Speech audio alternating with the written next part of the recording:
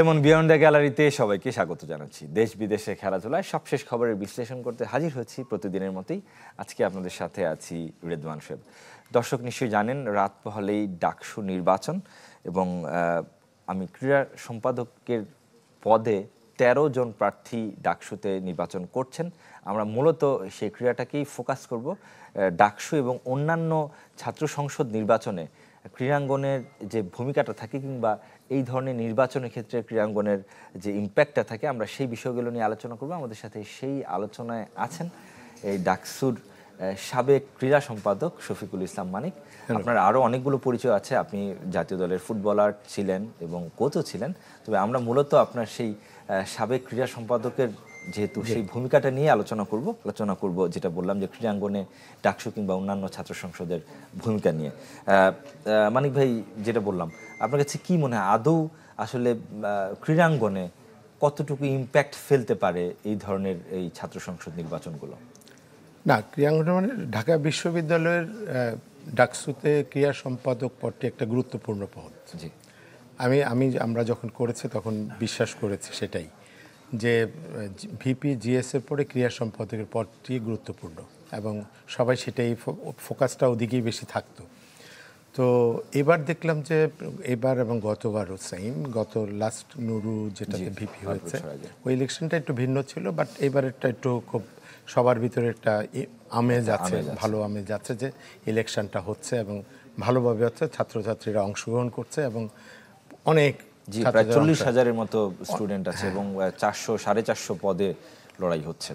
আমাদের সময় 26,০০০-এর মতো ছিল, 40,০০০-এর ঠেকেছে। তো ছাত্রছাত্রীদের ভিতরে যেই আমেজটা রয়েছে, সেখানে ক্রীড়া সম্পাদক পদটি যেহেতু আছে, তো আমি জানি না যে কে দাঁড়িয়েছে। যে আগে তো ফোকাসে আসতো যে 2টি দল বা 3টি দল থেকে ক্রীড়া সম্পাদক পদটি কে পাবে, কারণ সবাই খেলোয়াড়রা ওখানে, মানে আগের খেলোয়াড়রাই ভর্তি হতো যে ইউনিভার্সিটিতে, যে ফুটবলে হোক, ক্রিকেটে হোক, হকিতে হোক, বিভিন্ন জায়গায় স্টার প্লেয়াররা থাকতো ঢাকা বিশ্ববিদ্যালয়ে। এই জায়গাটায় অ্যাবসেন্স আছে এবং অ্যাবসেন্সটা মূলত দেখতে পাচ্ছি বিগত কয়েক বছর যাবৎ যে ঢাকা বিশ্ববিদ্যালয়ে খেলাধুলায় কোনো রেজাল্ট নাই। তার মানে ঢাকা বিশ্ববিদ্যালয়ে ভালো খেলোয়াড়রা ভর্তি হয় না, শুধু পড়াশোনার জন্যই হয়। কিন্তু ঢাকা ইউনিভার্সিটির কালচার যদি দেখেন, খেলাধুলার বিরাট একটা অংশ। মানিক ভাই, আমরা নিজেরাও আসলে এইগুলো নিয়ে অনেক স্টোরি করেছি যে মাঝখানে একটা দীর্ঘ সময় বন্ধ ছিল, এই খেলোয়াড়দের কোটাটাই বন্ধ ছিল। তার পরবর্তীতে আবার যখন নাকি কোটাটা চালু হলো, তখন তাওহিদ হৃদয় বলেন কিংবা তানজিম সাকিবদের মতো, মিতুল মার্মা আছেন, কিংবা যদি অ্যাথলেটিক্সে বলি সুমাইয়া মুরসালিন আছেন, এই ধরনের কিন্তু ক্রিকেটার, ফুটবলার বা স্টার অ্যাথলেটরা কিন্তু অলরেডি ইতিমধ্যেই তারা এই ইউনিভার্সিটিতে অ্যাডমিশন নিয়েছেন। সেই জায়গাটা থেকে তাদের উৎসাহের ঘাটতির জায়গাটা কোথায়? মানে তাদের কেন সাপোর্ট দিতে হচ্ছে, তারা কেন সাপোর্ট নিচ্ছে না ক্রীড়া সম্পাদকের পদের জন্য, তারা কেন লড়ছে না? না, যেমন আমি প্রথমবার আমাকে কেউ, কিন্তু আমি নিজে স্বেচ্ছায় যাইনি, কিন্তু আমি জানি যে আমি ঢাকায় বিশ্ববিদ্যালয়ে পড়াশোনা করি। আমাকে সংগ্রাম পরিষদ ছিল, আরেকটা ছাত্র দল ছিল। তো সংগ্রাম পরিষদ থেকে আমাকে ডাকা হলো যে আমি নির্বাচন করব কিনা। তো আমি ইন্টারেস্ট দেখালাম যে ঠিক আছে আমি করব। তো আমাকে কোন দল থেকে নিবে, তাদের ভিতরে একটা ডিবেট হলো যে ওকে কোন দল থেকে দিব। তো আমি যেহেতু কোনো দলীয় পরিচয়ে রাজনীতি করতাম না, ছাত্র রাজনীতি করতাম না, তখন আমাকে 15 সংগঠনের সর্বদলীয় সাধারণ প্রার্থী হিসেবে আমাকে নমিনেশন দিল। অন্যদিকে ছাত্র দল থেকে দিল কায়সার হামিদকে। অনেকে ইন্টারেস্টেড ছিল, বাট কায়সার হামিদকে দিয়েছে। তো এই যে ডেকে নিয়ে দেওয়া, এখন ছাত্র সংগঠনগুলো যেহেতু নির্বাচন করছে, তাদের ক্রীড়া সম্পাদক একটা ক্রীড়া ব্যক্তিত্ব হবে, সেটা কিন্তু তারা বোধহয় চায়নি। যার কারণে ভাইটাল একটা পয়েন্ট আমার মনে হয় যে এই যে যারা রাজনৈতিক দল বলুন কিংবা যারা এই বিভিন্ন ধরনের সংগঠন যেগুলো আছে, ছাত্র শিক্ষার্থী সংগঠন, তাদের এই জায়গাটাতে একটা ঘাটতি আমার কাছে মনে আছে যে কারা এই স্টার বা তারকা ক্রিকেটার, ফুটবলার বা অ্যাথলেট কারা আছেন, তারা জানেনই না, হয়তো তাদের কাছে তারা কাছেও জাননি বা তারা জানেনও না কে পড়াশোনা করছে, কারণ বিশ্ববিদ্যালয়ে খেলাধুলাটা এমন মাত্রায় চলে গেছে। তো আবার বিশ্বাস যে আমাদের যেটা কোটা ছিল, এটা যদিও কোটার বিরুদ্ধে আন্দোলন হয়ে এত কিছু হয়েছে, তো আমি বলি ক্রীড়ার কোটাটি রাখা উচিত ছিল বিশ্ববিদ্যালয়ের ইমেজকে রক্ষার জন্য, কারণ খেলাধুলা থাকলে কিন্তু বিশ্ববিদ্যালয়ের সবাই জাগরিত হয়। আমার মনে আছে যখন আমরা 89-এ তখন এরশাদ আন্দোলনের একটা বিরাট অবস্থা ছিল ছাত্রদের। ওই মুহূর্তে আমাদের শেরে বাংলা কাপ ছিল এবং আর্মির অ্যাগেনস্টে আমরা জিতে চ্যাম্পিয়ন হয়েছিলাম নোয়াখালীতে। সেইটার ইম্প্যাক্ট কিন্তু ঢাকা বিশ্ববিদ্যালয়ে পড়েছে। আমরা বিজয় মিছিল করেছি, বিশ্ববিদ্যালয়ের যতগুলো বাস আছে যতগুলো আছে আমরা আর্মি স্টেডিয়াম, এরশাদ স্টেডিয়াম তখন ছিল, স্টেডিয়াম পর্যন্ত গিয়েছি ওই মিছিল করে, বিজয় মিছিল করে। তো এই যে এটা কিন্তু শুধু খেলাই না, খেলায় জিতাই না, ওটাও কিন্তু একটা পলিটিক্যাল এক্স্যাক্টলি একটা পলিটিক্যাল টুলস কিংবা বিক্ষোভের একটা মাধ্যম হিসেবে কাজ করেছে। তো সেই জিনিসটা তো এখন দেখছি না।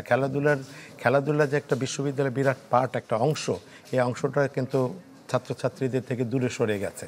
তো এটার জন্য অনেকটা দায়ী আমি মনে করি ফিজিক্যাল এডুকেশন। ফিজিক্যাল এডুকেশনে যারা আছেন তারা এই খেলাধুলার পার্টটাকে আরও মানে পুরো বিশ্ববিদ্যালয়ের ছাত্রছাত্রীদের মাঝে কীভাবে ছড়িয়ে দেওয়া যায় সেটা নিয়ে হয়তো কাজ করছেন না। জি, একটু একাল সেকাল নিয়ে আলোচনা করতে চাই।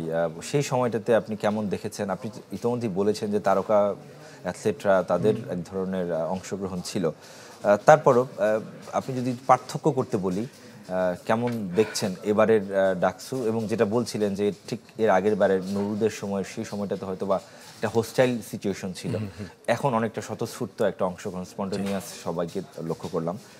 তারপরও সেই সময়টাতে কেমন ছিল ইলেকশন আর এখন কেমন দেখছেন? আমি 89, 90 দুটো ইলেকশনই আমি দেখেছি, করেছি। তো সেখানে আমি বলতে পারি যে বিশ্ববিদ্যালয়ে যত কর্মকাণ্ডই হয়েছে, সন্ত্রাসী কর্মকাণ্ড হয়েছে, কিন্তু এই নির্বাচনের সময় কিন্তু এই জিনিসটা ছিল না। আমি রাত 3টা পর্যন্ত ডোর টু ডোর নক করেছি প্রত্যেকটা হলে যেয়ে। তো সেখানে কিন্তু কোনো বাধার সম্মুখীন হয়নি। আমি একাই সব জায়গায় আমি ঘুরেছি। সো রাত 3টার সময় বাসায় ফিরতাম। বাসায় আমার শুক্রবারে, মানে অনাবাসিক ছিলেন? অনাবাসিক ছিলাম, বাট আমি সব কর্মকাণ্ড সেরে তবে এইটা একটা আরেকটা গুরুত্বপূর্ণ মনে হয় পার্থক্য, যে যারা আমরা লক্ষ্য করলাম যে যারা মোটামুটিভাবে আবাসিক শিক্ষার্থী, তাদের একেবারে 99% আবাসিক শিক্ষার্থী কিন্তু ডাকসু নির্বাচন করছে না। ওটা ছিল যেহেতু আমাদের অংশগ্রহণটা একটু ভিন্ন ছিল, খেলোয়াড়দের অংশগ্রহণ থাকতো, খেলোয়াড়রা পপুলারিটি ছিল, কাকে নমিনেশন দিবে এবং স্পেসিফিক খুঁজতো ক্রীড়া সম্পাদক কে, ওই প্যানেলের ক্রীড়া সম্পাদকটি কে। এটা কিন্তু তখন ছিল। আমার আগেও যারা করেছেন, বাদল রায়, ওয়াহিদুজ্জামান পিন্টু, তারাও পপুলার ছিল, রাইট। কিন্তু এইটা এখন কিন্তু সেটা দেখা যাচ্ছে না। এই ঘাটতিটা পূরণের জন্য আমি আশা করি এক্স্যাক্টলি সেই স্টারডমটিকে আসলে কাজে লাগানো উচিত ছিল। হয়তো বা এবার ব্যর্থ হচ্ছে, নিশ্চয়ই আমরা আগামীতে হয়তো সেটা দেখতে চাই না। আমাদের সাথে একজন দর্শক আছেন, মানিক ভাই। দর্শক, নাম পরিচয় জানিয়ে আপনার মতামত কিংবা প্রশ্ন করবেন। আসসালামু আলাইকুম। ওয়ালাইকুম আসসালাম। ভাই একটু মানিক ভাইয়ের সাথে কথা বলি। Sure, please. মানিক ভাই, আসসালামু আলাইকুম। ওয়ালাইকুম সালাম। আমি পুরান ঢাকা থেকে টিপু, আবাহনীর সমর্থক, দেখলে অবশ্যই চিনবেন। জি। তো আমি যেহেতু পুরান ঢাকায় থাকি, তো আমার বাড়ির পাশে কিন্তু ঢাকা ইউনিভার্সিটির মাঠটা। তো আজ থেকে অনেক বছর আগের কথা, আমার বয়স তো হয়ে গেছে অনেক। আমার এখনো মনে আছে, আমি প্রতিদিন ঢাকা ইউনিভার্সিটির মাঠে যেতাম। আপনারা প্র্যাকটিস করতেন, পিন্টু ভাই ছিল গোলকিপার, প্র্যাকটিস করতেন। হঠাৎ আমরা শুনলাম পিন্টু ভাই ইলেকশন করবে। আমরা দলমত নির্বিশেষে পিন্টু ভাইয়ের সাথে, যদিও আমরা ঢাকা ইউনিভার্সিটি কেউ ছিলাম না, আমরা মিছিল করতাম, হইচই করতাম, খেলাধুলা ছিল মাঠের মধ্যে, একটা মজা ছিল একটা সময়। আপনি ছিলেন, পিন্টু ভাই ছিলেন। যাই হোক, এখন আপনি একটা কিছুক্ষণ আগে আপনার একটা সাক্ষাৎকার দেখলাম যে আপনি আফসোস করে বললেন যে এখন আর ক্রিয়াঙ্গনের মানুষ ঢাকা ইউনিভার্সিটির ডাকসু ইলেকশনে খুব একটা অংশগ্রহণ করে না, বা আগের মতো সেই মজা যেটা, এটা ছিল না। তো আপনার জ্ঞাতার্থে একটু বলি, আমাদের এক ছোট ভাই আছেন, বসুন্ধরা খেলেছেন, রমনগঞ্জে এখন খেলছেন, মাহমুদুল হাসান কিরণ। তার বাড়ি জাহাঙ্গীরনগর ইউনিভার্সিটি। যে সে জাহাঙ্গীরনগর বিশ্ববিদ্যালয় থেকে ক্রীড়া সম্পদে ইলেকশন করছেন। আপনি তার জন্য একটু দোয়া করবেন, আমাদের ছোট ভাই। ধন্যবাদ। আসসালামু আলাইকুম। ওয়ালাইকুম আসসালাম। জি, একটু প্রচারণা চালিয়ে নেওয়া হলো, যদিও তিনি জাকসুর ইলেকশন করছেন আমরা জানি। আবার ফিরতে চাই আলোচনায়। আলটিমেটলি ফুটবল থেকেই তো সেই উন্মাদনাটা অনেকটাই হারিয়ে গেছে, যদি ফুটবলের কথা আমি এখন পর্যন্ত যারা ক্রীড়া সম্পাদক হয়েছে সব ফুটবলার, এবং ফুটবলারই হয়েছে। ক্রিকেটার তখন কোথাও এই সুযোগটা কখনো পায়নি। আমাদের পপুলারিটির কাছে ক্রিকেটার তখন ওই জায়গাতে পৌঁছতে পারেনি যে কাউকে নমিনেশন দিবে অ্যাজ এ ক্রিকেটার হিসাবে। সো ফুটবলাররা, আমি যখন নির্বাচিত হয়েছে, আমি মনে করি যে যারা এবারও নির্বাচিত হবে তারা বিশ্ববিদ্যালয়ের জন্য কাজ করবে। বিশ্ববিদ্যালয়ের ক্রীড়া সম্পাদক যে হবে, ক্রীড়ার ক্ষেত্রে যাতে বিশ্ববিদ্যালয়ে অবদান রাখতে পারে তার জন্য কাজ করবে। তো এটার জন্য অবশ্যই পলিটিক্যাল কমিটমেন্ট লাগবে না, ছাত্রদের প্রতি কমিটমেন্টটা থাকলেই কিন্তু এই কাজগুলো করতে পারে। সততা নিষ্ঠার সহিত যদি কাজ করে, বিশ্ববিদ্যালয়ে কাজ করার ক্ষেত্র আছে। আমি যখন কাজ করেছি দেখা গেছে যে আমার পায়ে ব্যথা, বাট আমি ডাকসুর সময়টাতে আমি ডাকসুতে সবসময় গেছি।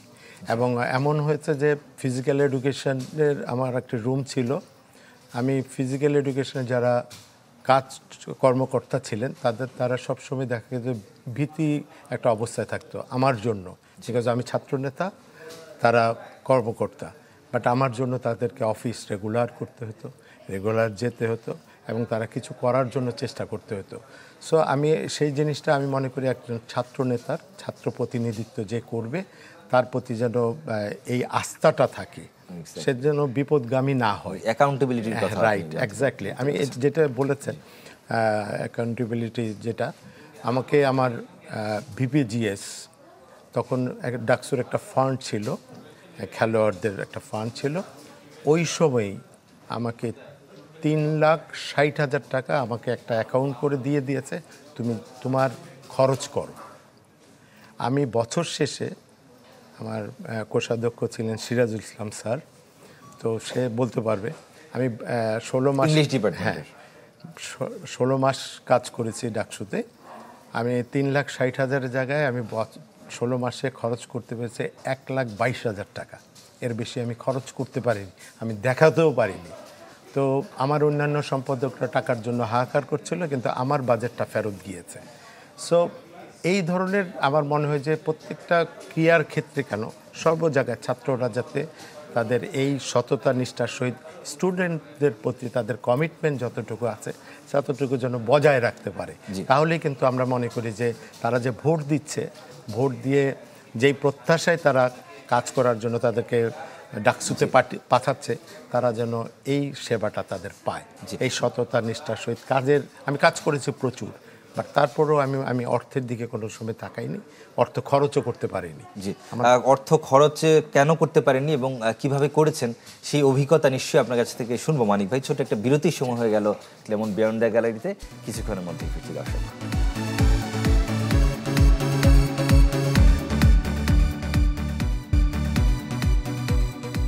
দর্শক, ফিল্ম ক্লেমন বিয়ন্ড দ্য গ্যালারিতে আমরা আলোচনা করছি ক্রীড়াঙ্গনে এই সব ছাত্র সংসদের নির্বাচনের যে ক্রীড়া সম্পাদক আছেন তাদের ভূমিকা নিয়ে আমাদের সাথে আলোচনা আছেন মানিক ভাই। মানিক ভাই, আপনি যেটা বলছিলেন যে আপনি যে পরিমাণে বাজেট ছিল তার অর্ধেকের মতো আপনি খরচ, অর্ধেকের না, 3 ভাগের 1 ভাগ আপনি খরচ করতে পেরেছিলেন।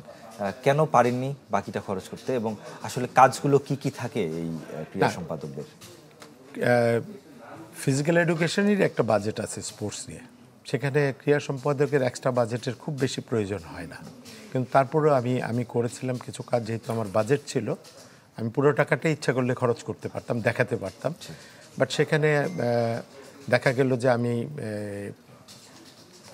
যে ফান্ডটা আছে এই ফান্ডটা পুরোটা খরচ না করে কিছু কিছু অংশ, যেমন আন্তঃবাস রুট ফুটবল টুর্নামেন্ট, আমি একটা নতুন মাত্রা সংযোজন অনাবাসিক ছাত্রদের জন্য আন্তঃবাস রুট ফুটবল টুর্নামেন্ট, অনাবাসিক ছিলেন, ওরা তো খেলার সুযোগ পায় না, হলে হয়তো তাদের সাথে কানেক্টেড কম, তারা চেনেই না। তো আমি অনাবাসিক ছাত্রদের জন্য একটা ফুটবল টুর্নামেন্ট আয়োজন করেছি। এই ধরনের বিভিন্ন কর্মকাণ্ড, হ্যাঁ রুট ভিত্তিক, শ্রাবণ, সবগুলো রুটের, চৈতালি, হ্যাঁ। তো এটা নতুন মাত্রা, এটা ওখানে ম্যাগাজিন বের করেছি, সব কিছুই। তো এভাবে কিছু খরচ করা হয়েছে, আমার অফিস খরচ কিছুটা ছিল।